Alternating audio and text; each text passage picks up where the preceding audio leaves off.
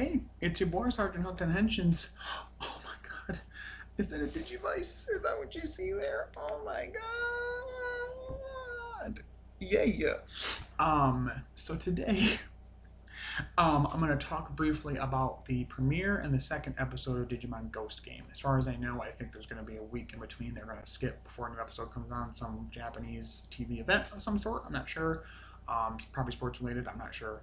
But just wanted to kind of give my thoughts on it. I don't know if I'm going to keep doing this episode by episode or just like do catch up reviews when like bigger things happen, Digivolutions, bigger story moments, things like that. But let me know in the comments if you guys want to see more Digimon content. I'm definitely willing to give it to you guys. I mean, it definitely has a lot of tokusatsu influence within it, clearly. Um, yeah, let me know what you guys think. But overall, I've been really impressed with Ghost Game. It's been a while since I've been blown away by a season of Digimon. I mean, there's also not really been a new season on regularly for a while. I mean, 20 Digimon Adventure 2020, but that started to become a letdown near the end anyway, in my opinion. I'll do a video about that if you guys want my thoughts on that. Um, but this is a very different aesthetic for this. When I heard that it was going to have some horror slash Halloweeny vibes to it, I was wondering how long it was going to last. And so far, we're two for two with some pretty creepy moments and things happening in these episodes. I like that we have our three main Digidestined, and that's it for right now, as far as we know. We've technically seen them and heard from two of them, but not all three of them have come together yet. But anyway, just before we get on to all this, of course, like with all my reviews and recaps, there are going to be spoilers ahead. Um, so I would definitely suggest watching the episode first, episode 1 and 2. You can watch through Crunchyroll and also the internet. Um, watch episode 1 and 2 first before coming back to this. So the whole setup in episode 1 has our main character Hero, and his father has disappeared. I think either recently or the last couple of years, what have you. And all I know is that he went to somewhere called the digital world. He has no idea what that is. In the world of the show right now, it's a bit farther in the future, like maybe year 2030, something like that. So much so they have 7G service, which I thought was kind of funny instead of 5G. Um, and their holograms are normal everyday things. People see holograms a lot of time. It's a part of marketing in different companies and whatever. Well, there's rumors going around though that there's certain holograms that are kind of more like malicious, if you will, malevolent, if you will. The one in episode 1 is the stone-lipped man, and it's actually a Clockmon, which we've seen in other Digimon seasons before. They make him fucking creepy as hell in this. He has this whole aesthetic where he finds somebody. They're like, well, what was that? Who was that? And he appears in front of them and asks them what time it is. They go to see what time it is, and anything they look at, clocks, watches, cell phones, computers, everything is wrong and doesn't show the right time. So they just guess and they get it wrong. And he uses a staff to basically suck the like time out of them, like their time stream out. It shows it pretty visually, pretty nice, which is why I love the animation this season of the first girl that gets attacked, the first victim. And it shows her literally like as he's taking it out of her. It shows an image of her as like herself, and then a teenager, a little bit older teenager, adult, middle-aged, old lady, and then she like starts to like get all old. And yeah, it was pretty jarring for a season of Digimon to start that way. I mean, not to say that other seasons have not had creepy elements, but to see a season focus on that as like a main thematic thing going on is really super interesting, and I like that a lot. I also know from my good boy Karn, shout out to Karn EX on YouTube here, that some of the people that worked on this also worked on the manga that goes alongside the Vital Bracelet, Pulsemon stuff, all that. And then I think some of the people that even worked on the original V-Tamer stuff worked on this, which you see in the character designs. They look very much like that. But I really like aesthetically how it looks. The animation is very crisp and clean. It's very dark, not just in like what's happening, but also like it's not a very brightly colored show, which I like. In certain points it is. Essentially, the plot gets kicked in high gear when Hero he opens his boxes that I left behind, and he finds 3 Digivice Vs, this is the Digivice for the season. They basically took the Vital Bracelet and made it the Digivice for the season, which is kind of cool. I kind of like it. I'll do a review on this too if you guys want to hear more about this thing. I really do enjoy it. If you're at all fitness oriented and love Digimon, it's a really cool thing to have. But anyway, so he finds the box, opens it up, has 3 of them in there, puts one on. He finds 3 dim cards, one for Garamon, one for Angoramon, which will be somebody else's partner, and one for Jellymon, which would be another person's partner. There's 3 Digidestined. There's him. There is his person he knows at school. I can't remember the name. I gotta remember the names of them, but a guy and then there's a girl. The guy gets Jellymon this little like she kind of looks like a rookie form of that one from the one water spirit thing from Frontier. And then the girl gets Angoromon, who's this like big rabbit dog thing, kind of cool. Um, but anyway, we don't see them get that yet. He tries those dim cards, it doesn't work. He said, "That's for backup. That's for backup." Puts in the white one. It summons Gamamon, our little dinosaur boy, and I love Gamamon with all my heart. They make it their mission to make him, animate him, draw him, whatever, to be the cutest little thing ever. He's so innocent. They also do like um, a holographic representation of his dad. He's like, "Oh, Dad, wow!" And he thinks he's back. And he's like, "I'm not. I'm just a hologram." And he's trying to tell him like, you got to take care of Galmon. Treat him like a little brother, which kind of points to me that like maybe the emotional state and the fitness state that Galmon and Hero are in will have an effect on Digivolution and what will happen to him as a Digimon. Because if you've not known this and not been privy to this, I guess some of the stuff leaked from the Digivice V, and he has 4 different champion forms he can become. There's Kaos Gamamon, Beetle Gamamon, uh, I can't remember the other one. One is like a Triceratops looking one, and a dark looking, like a chaos looking one, darkness one. Um, which is very interesting that there's 4 separate champion forms for one rookie. And it'd be interesting to see what they go with in the show, or if he can kind of swap and slide evolve between the 3 of them, 4 of them. Um, yeah, so they end up eventually finding out about this mystery of Clockmon and everything, and they try to figure out where he's at, and they go to the place where he's at, and he's in this like hologram form. Um, when Hero put the dim card in, it actually made Gamamon go from being a hologram to being fully physical, so people can see him. But because holograms are such normal everyday things, people don't think of him being weird, which is kind of a cool aesthetic. That means he can kind of have the partner out with him in the real world and do things and not be questioned. "Oh, what's that? Oh, whoa, I never seen that." People just think it's a hologram. So they end up fighting Clockmon, and we see the Digivice V get used a little bit. The little like symbol for, I don't know if we can make it out here. 1 second here. Let's see if I can. 1 second. Let me get back to the menu here. Boop, boop, boop.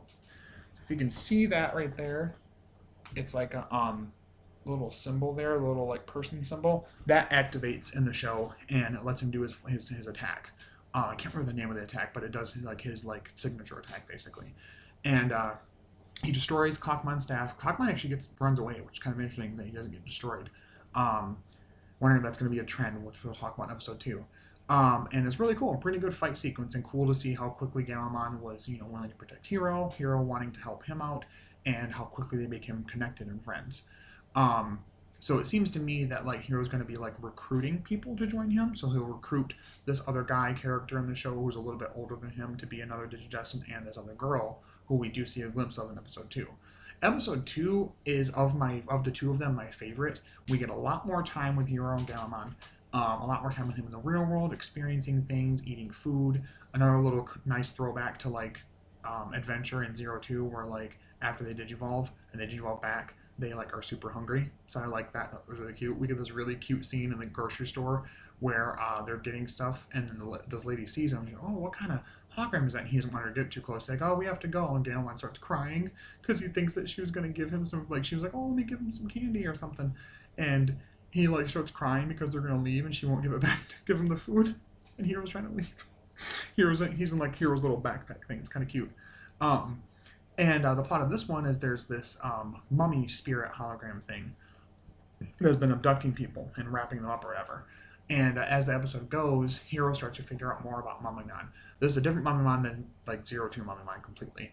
But kind of cool. And we do see a couple of different little Easter eggy things. There's actually a Agumon skull in the museum that Mummymon is like haunting, which is kind of crazy and creepy. But we find out, which is, I thought this was a really nice plot twist, is that this Mummymon is not actually evil. This Mummymon is actually a doctor. He mentions a bunch of time resurrection, healing, the next life, blah, blah, blah. Which Digimon, yeah, they get defeated, they turn back into data and then become an egg and they start all over again. Humans don't do that. And so we have to literally say to him, that doesn't happen for humans. He's like, "What do you mean? Humans don't resurrect. When we die, we're done." And as far as we know. And he's like, oh my God. And he like gets all upset about it and angry. and he thinks that Hero's trying to steal his patience away. And that's where we get the Digivolution sequence for Gallimon into Beetle Gallimon, which is like this red kind of like fiery demon looking form, sort of, like a imp, or like whatever you'd call like a fiery little demon, like the Inferi from Harry Potter if you read Harry Potter. Um, anyway, so my doggy is currently snoring. Thank you, Ned. Hey, Eddie.